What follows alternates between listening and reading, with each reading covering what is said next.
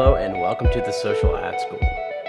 Have you ever had your ad on Facebook get denied, get flagged for something that you thought you had no idea Facebook would ever flag you for that?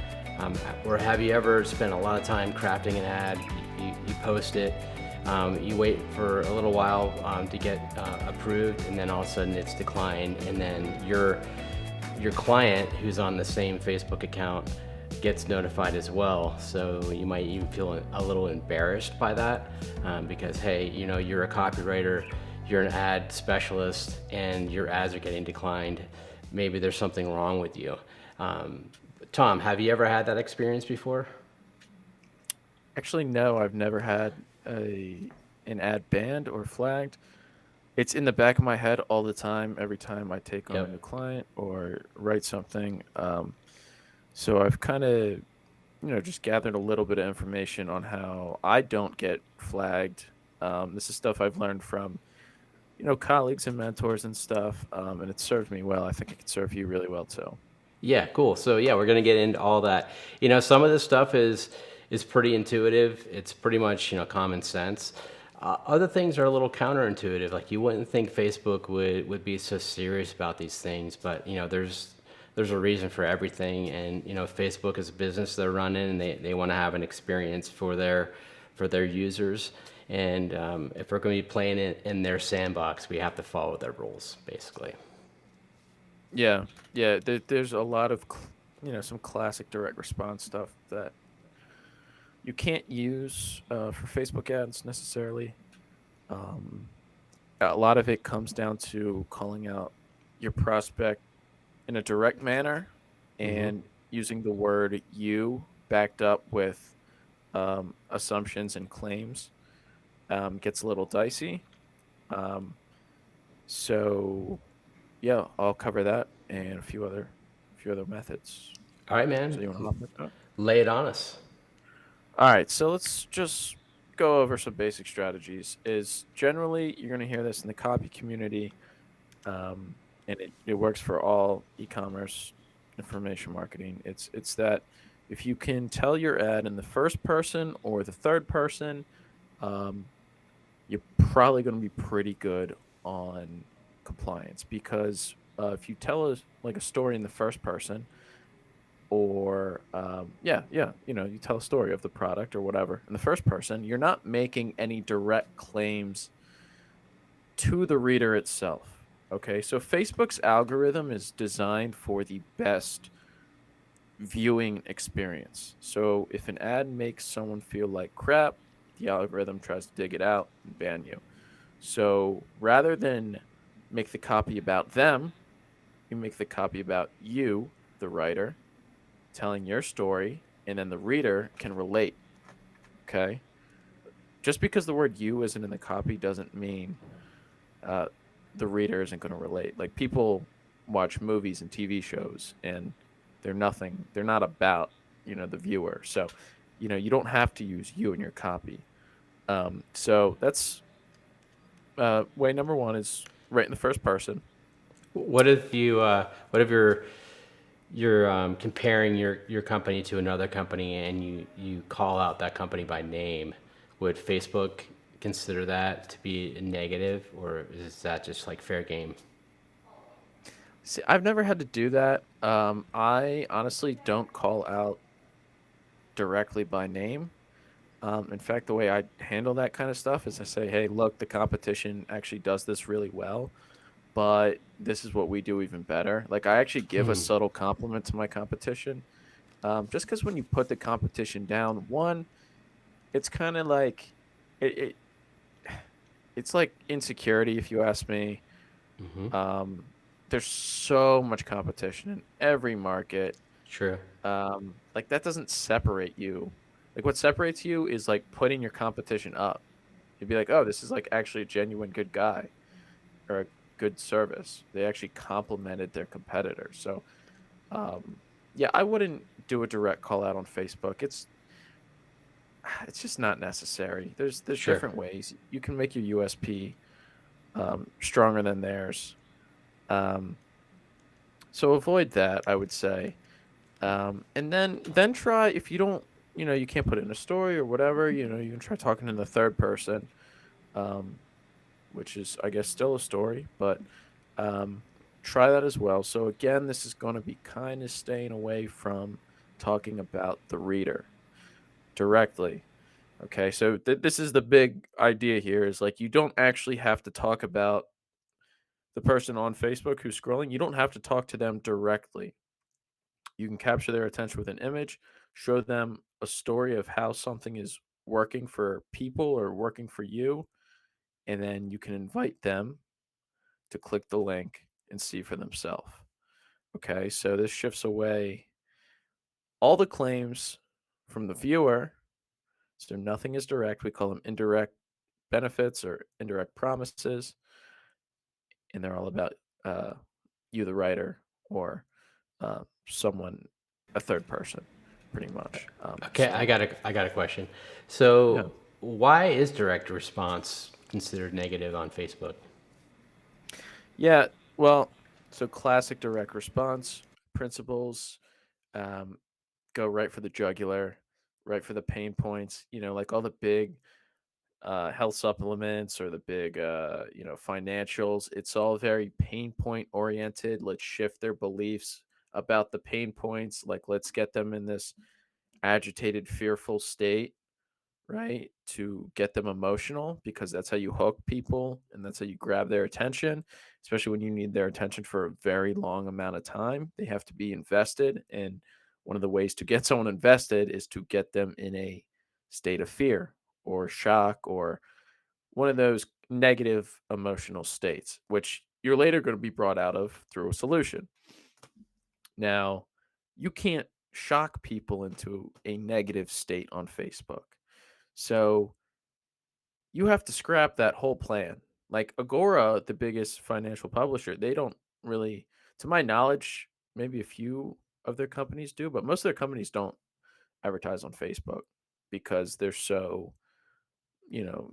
such a shock element to their promotions. So um, it's not that every classic direct response book or ad, was all about shocking someone, but it's always been a tool in every copywriter's tool belt. And, you could always use it for direct mail or space ads. Um, and I mean, you could use it on Facebook originally, but they caught on quickly that, you know, people, it's better for them in the long run if their viewers don't feel bad about themselves or aren't scared to go on Facebook, right? They should go on Facebook for dopamine hits, not for fear. So That makes you have to sense. scrap that entire strategy. Now you can shock people into an emotional state. You can get them excited. You can get them buzzing around, wanting to share stuff, talk to people. You can get them to be like, "Oh my god, I've never seen anything like this before." Right? Cool. You can still do that like paradigm shift, but you can't put them in a mindset that's negative. Um, that is gonna, yeah, that's a big no. Unless it's in the first person, you're telling a story and the person relates to it. So I got a good example. We have a client who is in the woman's self-development niche, and the guru, we'll call her, she's really just a teacher. I guess they're the same thing, but she our ads is her telling her story, which is quite dark, but it's Facebook compliant because it's her story. And there are women who already are in kind of a dark place in their lives can connect with that story. Now, you could argue, yeah, this puts them in a dark spot too, but really, they're connecting with the guru. They're being put into an emotional state, even though it's through kind of a negative emotion, but it's more like a mutual connection, right? Because it's the first person story. The viewer can connect with it, and so that's how we're getting ads to work. Even though it's kind of a negative approach. So try that. Um, it works. I mean, it just straight up works. Um, And then the other thing is I don't make assumptions about people. I don't. Facebook doesn't really like it. Now you can get away with it for a little bit if your ads haven't scaled too far, and I'm not sure what the threshold is, so I wouldn't even bother. But if you just say, people aren't getting enough sleep, therefore they have problems X, Y, and Z. You could probably get away with it for a little, but you're assuming. Facebook does not like the assumptions. Say something as a matter of fact, like sleephealth.org says over 30 million people suffer from sleep problems without adequate sleep. People suffer from, you know, daytime fatigue, this. So you're not actually making any direct claims about people or the viewer. You're making claims about people who suffer from sleep based off the statistic from sleephealth.org.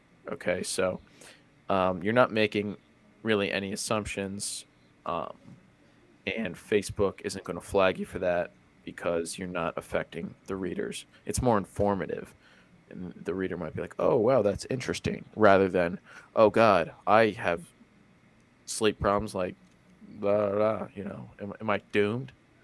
You know. Are there any types of problems that Facebook doesn't even want you to talk about, that are just too horrible? Uh, I guess I'm if you're talking about like something that's criminal or something that's disgusting or just too gory or graphic, it seems like Facebook would basically shut that down.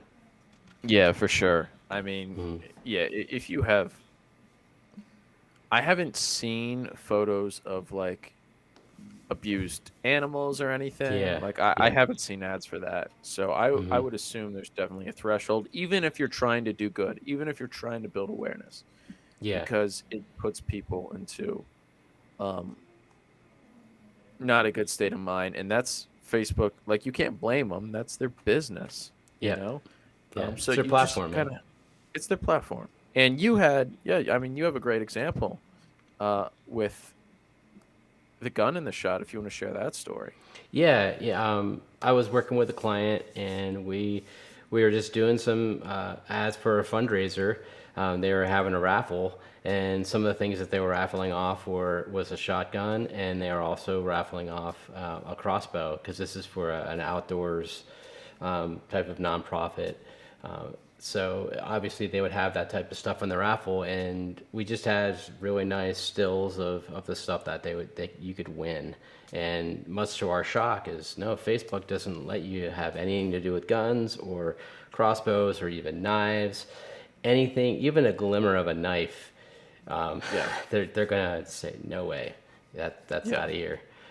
Which yeah, it seemed a little weird because it was not shown in a violent way. The context was completely legit, but they're just like hard nosed about it. Like no, we're just gonna draw the line. No questions asked. We're not even gonna make exceptions. It's over with. Bye. yeah, Yeah. exactly. And that's just how it is. And if you want to advertise on Facebook, you just have to accept that. So, Yep. if you have claims you want to make, I would say put them in the third person, put them in the first person. Um, you can use you. Hmm. People say you can't use you on Facebook, the word you, Oh YOU. wow, yeah. You can use the word you. Um, it's just you can't follow it with assumptions or direct claims. Um, What about something like, are you suffering with such and such? Those types of you, yeah, questions. Can you do that? You can't do you that. can't do that. All No. right, cool. Yeah, so that's like another classic direct response example. Like Yeah. just calling out the person directly like that. Um, Now there might be instances like, do you suffer from sleep, or do you? Because we ran ads that didn't get flagged, and the opening line was, "Do you wake up with sore throat, dry mouth, Hmm. cracked lips?" And it was for a sleeping product, and those never got flagged. Cool. Um, So then when we started to scale, I actually, I said, look, like I want to change the direction here because I'm worried these might get flagged. So I came up with a different hook. So at the end of the day, it is up to you to make the decision on, what claims you think you can make, what you think you have to say in your ad, and if you're going to call someone out directly. If this, if the ad gets flagged, okay, know that it got flagged because you were making some sort of direct claim or calling out someone directly or making Facebook thought you were making the viewers uncomfortable. So just put it in the first person, put your claims or promises in the first person, put it in a story or put it in the third person. Okay. That's going to be your easiest way around Facebook compliance. And honestly, you just won't have to deal with it again. Okay. You can tell people, you know, you can open your ad with the first person story. And then if you want to start saying more direct claims towards the end, like, and you can have these benefits too, click here to get it. Um, that's usually okay. But just screaming direct claims at people, do you suffer from bad breath or do you suffer from agonizing knee pain? Click, I don't even know. But like, put it like, here's a good example. I suffer from knee pain for 15 years of my life. Every day I'd wake up, I'd get out of bed, I couldn't even stand up straight because I was in such agony. Like that's what I mean by put it in the first person, Mm, right? So I didn't say you once, I didn't make any direct yeah. claims. And anyone who has knee pain is going to read that and be like, "Oh, this is exactly me." Eh, Okay. Yeah, and another thing is we're inundated with infomercials. Late night TV. You're sitting there, you fell asleep, and you wake up, and there's an infomercial on. And Facebook No, just does not want Facebook to become an infomercial no. dumping ground. Yeah. That would just be a horrible user experience, and Facebook Right. we wouldn't even have an audience to advertise to if that happened. So, yep. Exactly. And the other good thing about just the first person or third person story is it looks less like an ad. I mean, people are going to know it's an ad, but it's going to feel less like an ad because, you're sharing your experience, you're sharing your story, especially if you're a business owner. I mean, this is kind of the perfect way for you to go. I mean, it it avoids all compliance, and you can say all your promises in an indirect manner because they actually happen to you and they're true and they're real. And if someone wants to experience it too, they can check it out for themselves at the link below. Right? It actually doesn't have to be that complicated.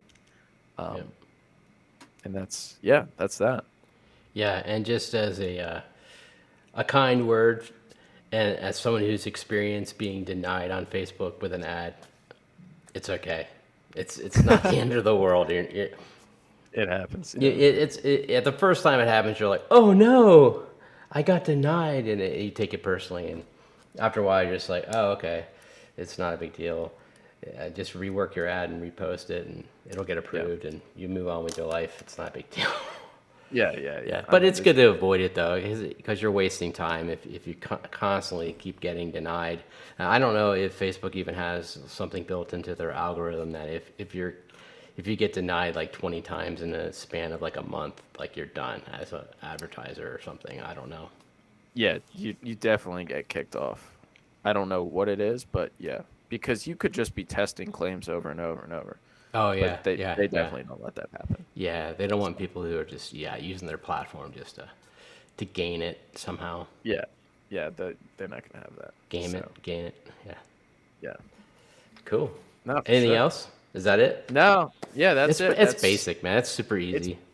it's basic, but if you don't know it, like this opens up a whole world. Like if I hadn't had some people tell me this, like I would have been running Facebook ads getting flagged left and right. So, um, now that you just know, really try to focus on the first person, third person stories and avoid those assumptions about people and direct claims. Like, I'd be pretty careful about them. Um, yeah, go out there and write some compliant Facebook copy. Cool. Yeah, I think in some of the other episodes we should talk about video, like how to make sure your videos are compliant, and then also your images, because those are two different worlds from copy. Yeah, there's so It'd much be good to to Facebook, dive into yeah. that too.